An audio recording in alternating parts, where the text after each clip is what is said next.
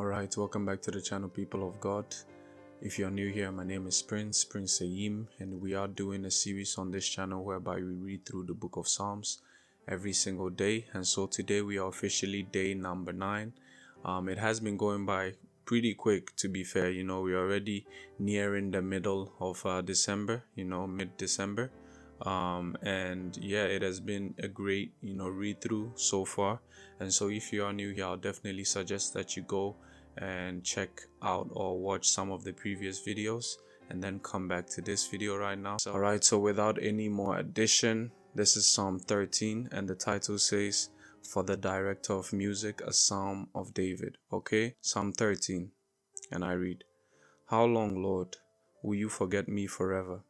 How long will you hide your face from me? How long must I wrestle with my thoughts, and day after day have sorrow in my heart? How long will my enemy triumph over me? Look on me and answer me, Lord my God. Give light to my eyes, or I will sleep in death, and my enemy will say, I have overcome him, and my foes will rejoice when I fall. But I trust in your unfailing love. My heart rejoices in your salvation.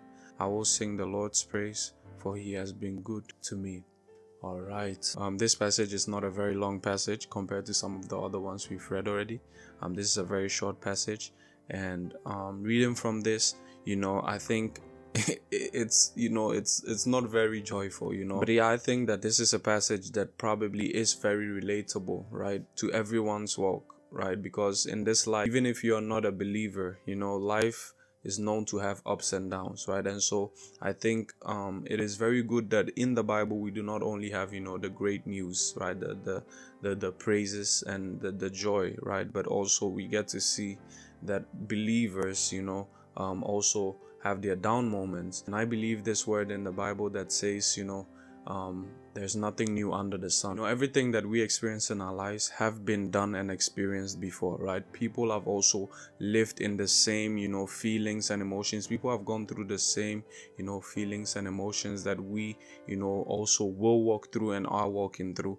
And so I think this, kind of reflects that very well, that even as believers, you're not always gonna feel that happiness. You're not always gonna feel like God is close, that God is near with you. All right, so now I'll just read through and then go over and give a brief explanation. All right, so then let's read. It says, "How long, Lord, will you forget me forever? How long will you hide your face from me? How long must I wrestle with my thoughts, and day after day have sorrow in my heart? How long will my enemy triumph over me?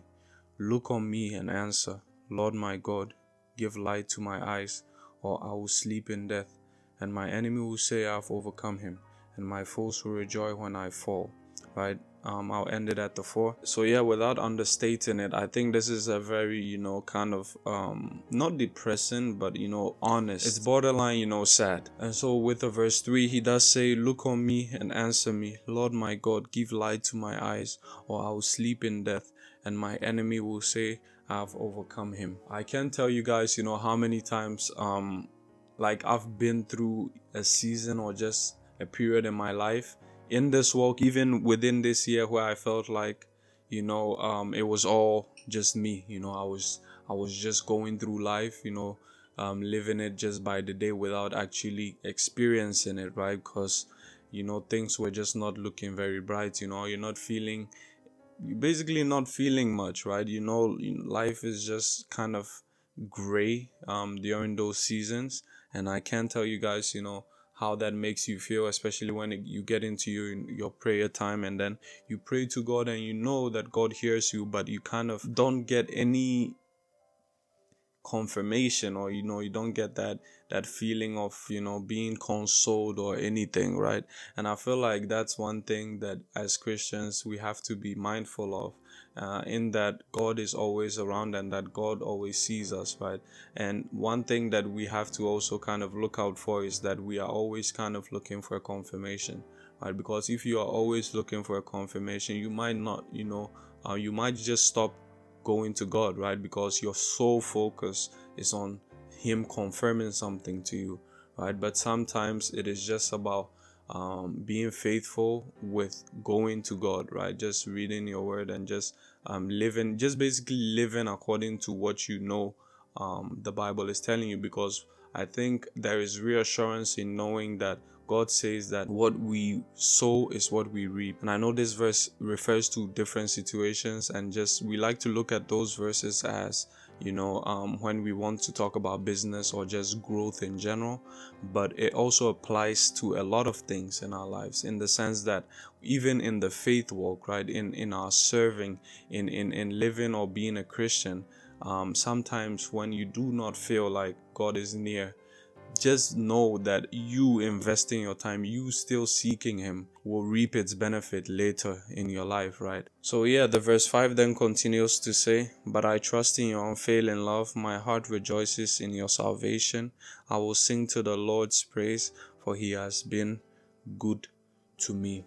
Right? And so I think here it highlights and points out the shift in mindset, right? This person's situation or this person's circumstance has not changed according to what we read, right? But he chooses to just shift his eyes on what he does not have, on how he is feeling, right? He chooses to take his focus from his inward feeling, his inward self, and fix it on God, and fix it on what God has done, on the things that God has done for him in his life, right? And he acknowledges that God has unfailing love. He said, "I trust in your unfailing love. My heart rejoices in your salvation," knowing that God has saved you, right? He chooses to focus on the bright side, or look at the good things that God has been doing in his life, right? And then he says, "I will sing the Lord's praise, for he has been good to me." Sometimes when we are expecting certain things and we do not see them come to fruition, we kind of, turn our face from all that God has been doing in our lives, and we focus on that thing that we are missing. And one thing that I've learned throughout this year is just the power in songs, the power in praising God. I have experienced this thing where I may not feel like going into prayer, I may not feel like reading my Bible, I may not feel like I'm worshiping, but then I start, right?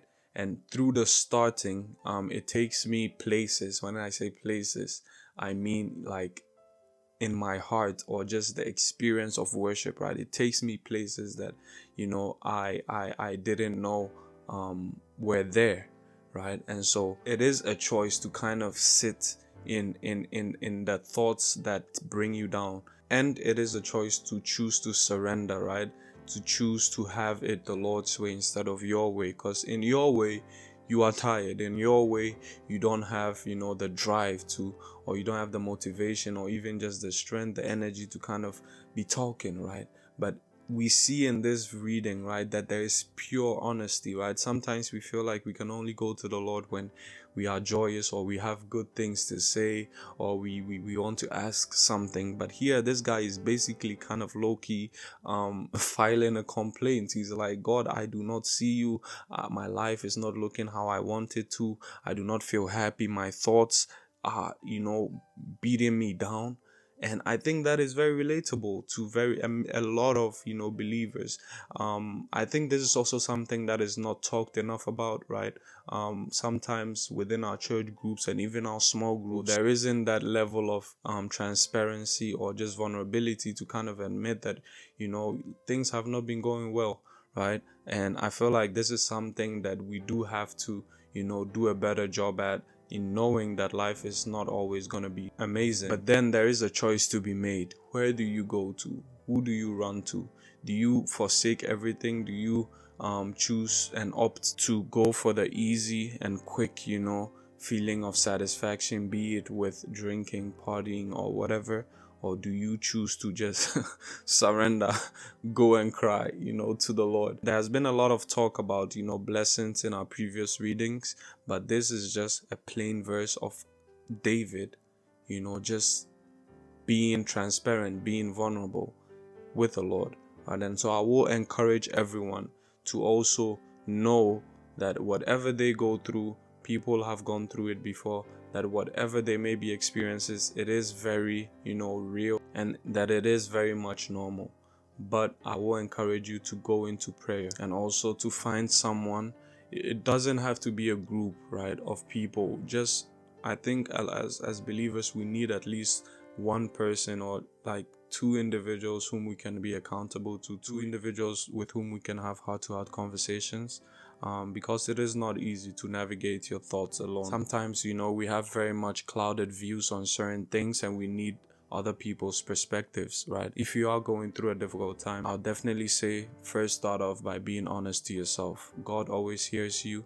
It is not always about you, kind of acting like everything is right, like you do not have, any complaints, right? If you have complaints, file it. Like, file the complaints to God. He's very much a God who understands the human nature. That being said, that brings today's reading to an end. It was a very short passage, but there was a lot more to say than I thought I would have, to be fair. But yeah, anyways, guys, I would definitely say, if you are new here, make sure to like the video, as it helps YouTube suggest these videos to other believers and just other people in general on the platform.